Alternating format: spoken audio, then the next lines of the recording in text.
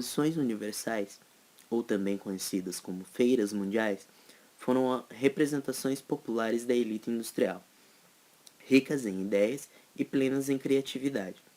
Uma demonstração da transformação nas relações comerciais do mercado mundial, do progresso visível e do início de um processo de auge econômico nos países industrializados, tanto na Europa quanto nos Estados Unidos. O objetivo dessas exposições era mostrar a força e a consolidação do sistema fabril ao grande público e às outras nações.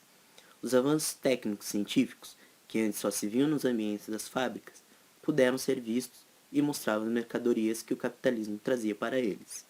As exposições universais. A primeira exposição industrial francesa teve lugar no Champ de Mars, em Paris, em 1791, o local das manifestações nacionais após a queda da monarquia.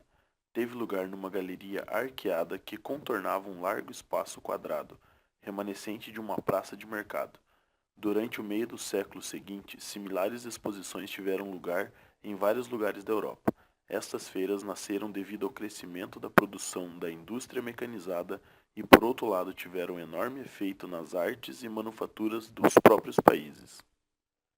As exposições universais apresentavam-se como manifestações de prestígio e ostentação, exposições onde as nações afirmavam seu poder econômico, tecnológico e até cultural, revelando suas aspirações ao progresso. As 16 exposições que ocorreram condensaram o que o século XIX entendeu como modernidade. As cidades onde as exposições foram montadas, Londres, Paris, entre outras, foram os epicentros da modernidade. A ideia era mostrar e ensinar as virtudes do tempo presente e confirmar a previsão de um futuro excepcional. As principais exposições. A primeira exposição universal foi aberta em Londres em 1851, através de um concurso onde participaram 245 competidores. O projeto de Roreal foi escolhido para abrigar a exposição. Este projeto constituiu um armazém construído em ferro e vidro. Contudo, todos os projetos, até mesmo o vencedor, foram considerados inviáveis por se tratarem de construções que utilizariam grandes elementos não recuperáveis depois de sua demolição. A partir dessa decisão, Joseph Paxton, um construtor de estufas, juntamente com o comitê de construção e alguns empreiteiros, sugeriu um projeto todo em ferro, madeira e vidro, que pudesse ser reaproveitado. Na exposição de Nova York, em 1853, Paxton também foi o projetista, porém nessa construção foi inserida uma cúpula monumental do projeto semelhante ao do Palácio de Cristal de Londres. A terceira exposição universal realizou-se em Paris, no Champ de Mars.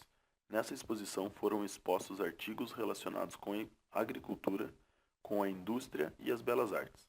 Desta vez, utilizou-se um revestimento de alvenaria circundando o edifício, o que limitou o uso do ferro.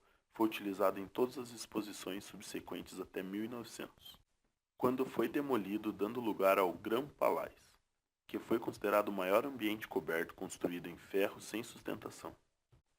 Na Galerie des Machines foram expostos objetos de ferro que comprovaram o avanço da indústria siderúrgica no campo da construção civil, e a novidade era o elevador hidráulico.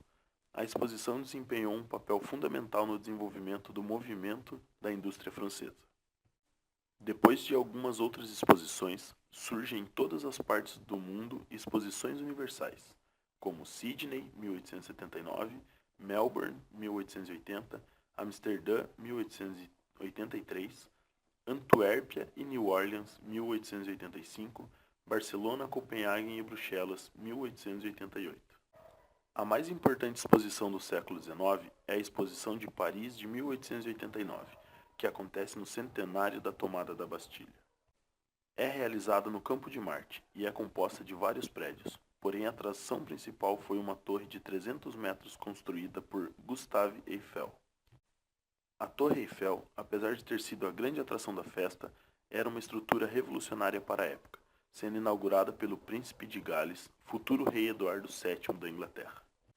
Até 1889, a estrutura mais alta do mundo era a pirâmide de Quéops, no Egito. A partir deste ano, até 1930, a Torre Eiffel seria a construção mais alta do mundo. A sua construção e design não acolheram opiniões unânimes e muito favoráveis na época.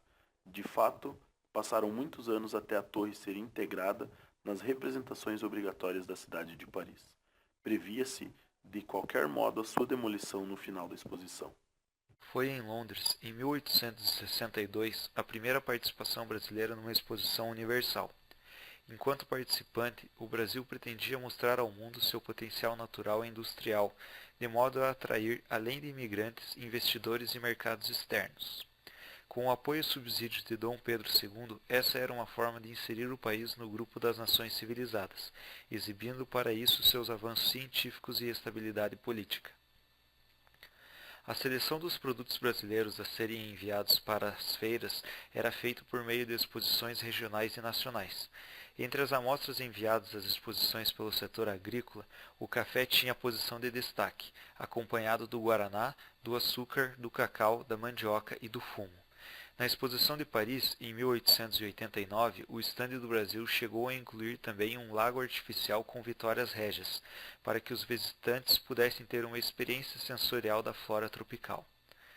Por outro lado, havia uma preocupação de desfazer a imagem exótica do país, exibindo também fotos de estradas de ferro e outras demonstrações do potencial brasileiro para a indústria. Os estandes exibiam, ainda, minerais como manganês, ouro, zinco, diamantes e minérios de ferro. Junto a eles, estudos sobre a formação geológica do solo e a viabilidade da exploração desses recursos.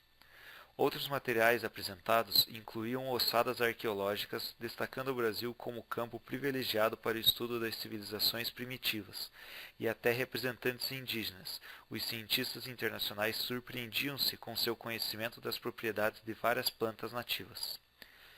Embora seus expositores tenham recebido medalhas em várias exposições, a exposição do Brasil ainda era bastante modesta, sobretudo a comparação à Europa e aos Estados Unidos.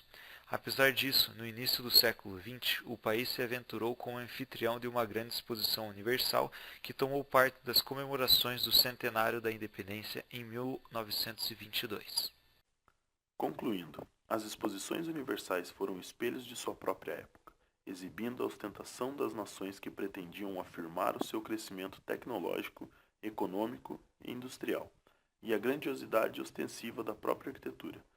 Elas representaram, de certo modo, a mais convincente exposição de arquitetura que se possa imaginar, servindo, nesse sentido, de campo fértil para o debate arquitetural.